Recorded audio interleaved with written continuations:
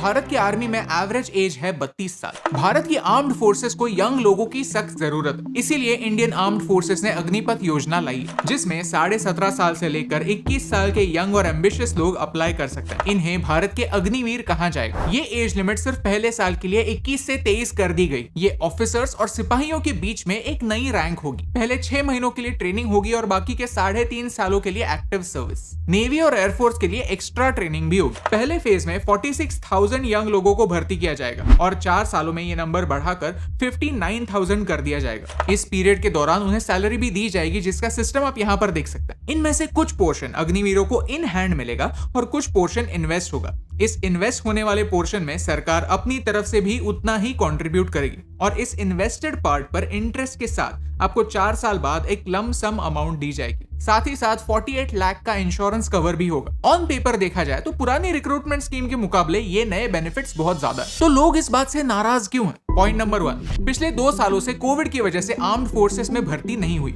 जो लोग 2020 में 21 साल के थे, उन्हें ये अग्निपथ स्कीम एक मिस्ड अपॉर्चुनिटी लगती है। ऑन एन एवरेज हर साल इंडियन आर्म्ड फोर्सेस 60,000 सिपाहियों की भर्ती करती है, लेकिन पिछले 2 सालों से ये भर्ती रुकी हुई। जो लोग नाराज है वो इस वजह से नाराज है कि उनकी जिंदगी के 2 साल चले गए और अब स्कीम भी चेंज हो गई। कंफ्यूजन ये है कि अग्निपथ के अलावा पहली वाली स्कीम का क्या होगा। वहाँ जो रिक्रूटमेंट रुकी हुई है वो फिर से शुरू कब होगी और क्या वो शुरू होगी भी या नहीं। इस बात को लेकर कई रिटायर्ड आर्म्ड फोर्सेस ऑफिसर्स ने भी कंसर्न्स बयां किए। सरकार को अर्जेंटली इस बात पर क्लैरिफिकेशन देने की जरूरत है। पॉइंट नंबर 2, सिर्फ 25% अग्निवीरों को आर्मी में रिक्रूट किया जाएगा। लोग पूछते हैं कि 4 साल बाद जिन्हें आर्म्ड फोर्सेस में नहीं लिया जाएगा उनका क्या? बाकी के 75% का 4 साल बाद क्या होगा? उन्हें लगता है कि 4 साल बाद 11 लाख रुपए हाथ में आना सफिशिएंट नहीं। वो आर्मी को रोजगार के नजरिए से, एक गारंटी के नजरिए से देखते हैं। उन्हें ये जॉब सिक्योरिटी कहीं पर मिसिंग लगती है। पॉइंट नंबर 3, कुछ लोग कहते हैं कि हम इतने सारे लोगों को आर्म्ड फोर्सेस की तरह ट्रेनिंग देके उन्हें आर्म्ड कॉम्बैट सिखाएंगे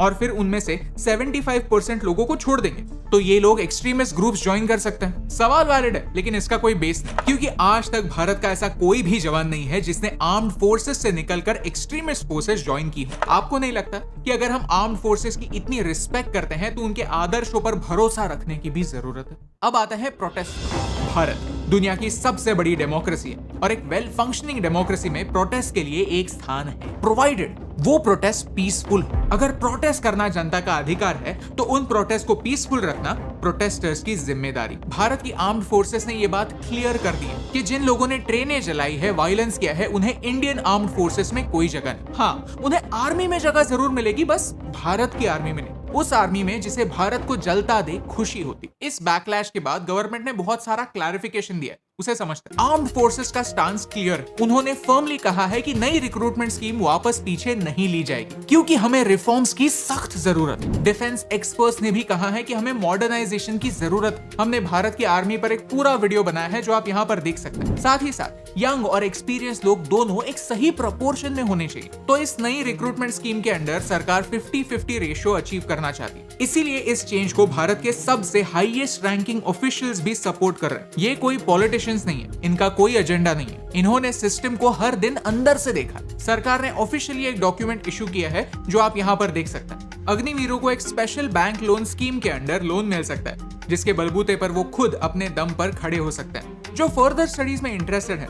उन्हें सर्टिफिकेट्स भी प्रोवाइड किए जाएंगे जो कॉलेजेस में वैलिड होंगे। स्टेट पुलिस और सेंट्रल रिजर्व पुलिस फोर्सेस में इन अग्निवीरों को स्पेशल प्रेफरेंस मिलेगा। सिर्फ सरकारी नहीं, आनंद महिंद्रा, हर्ष गोयनका, किरण मुजुमदार शॉ जैसे बड़े बड़े हस्तियों ने भी कहा है कि ये अग्निवीर जिन्हें आर्म्ड फोर्सेस ट्रेन करेंगी वो देश के एसेट्स बनेंगे और इन्हें हम एम्प्लॉयमेंट देने की सुविधा क्रिएट करेंगे, बिकॉज उन्हें भरोसा है कि उनकी ट्रेनिंग सही तरह से होगी। इनफैक्ट हर अग्निवीर के ट्रेनिंग पर 80 लाख रुपए तक का खर्चा सरकार उठाएगी। ये हो गए सारे फैक्ट्स। अब आते हैं मेरे ओपिनियन। किसी ने सच ही कहा है, जब तक सच चप्पल पहनता है तब तक झूठ पूरी दुनिया घूम कर आ जाता है। कंसर्न्स रेज करना एक तरफ, लेकिन जो लोग झूठ फैला रहे हैं, लोगों को वायलेंस करने पर मजबूर कर रहे हैं, उनके अगेंस्ट सख्त एक्शन लेना जरूरी है। सवाल ये है कि बिहार में 700 से ज्यादा लोगों को अरेस्ट हुई, हजारों में लोग सड़कों पर उतर आए हैं, वो भी सिर्फ एक दिन में। इन्हें ऑर्गेनाइज कौन कर रहा है? इन्हें आग लगाने के लिए पेट्रोल बॉम्ब कौन दे रहा है? डर कौन फैला रहा है? और इसकी पनिशमेंट किसे मिलती है? आम आदमी को, रेलवेज को, पब्लिक प्रॉपर्टी को। इंडियन आर्मी के ऑफिशियल पोस्ट पर लोग ऐसे भद्दे कमेंट्स करते हैं तो देखकर बुरा लगता है। साथ ही साथ ये भी देखकर बुरा लगता है कि आजकल कोई भी स्कीम हो, गवर्नमेंट की तरफ से उसका कम्युनिकेशन सही तरह से नहीं होता। किसी भी नए स्कीम को या रिफॉर्म को उठाकर ये कहा जा सकता है कि प्लान तो सही है लेकिन एग्जीक्यूशन का पता नहीं। ये बात कब चेंज होगी? भारत एक काफी बड़ा देश है जहां पर कोई भी झट से लिया गया डिसीजन फेल हो सकता है। इसलिए नहीं क्योंकि वो डिसीजन गलत था, बल्कि इसलिए क्योंकि उसका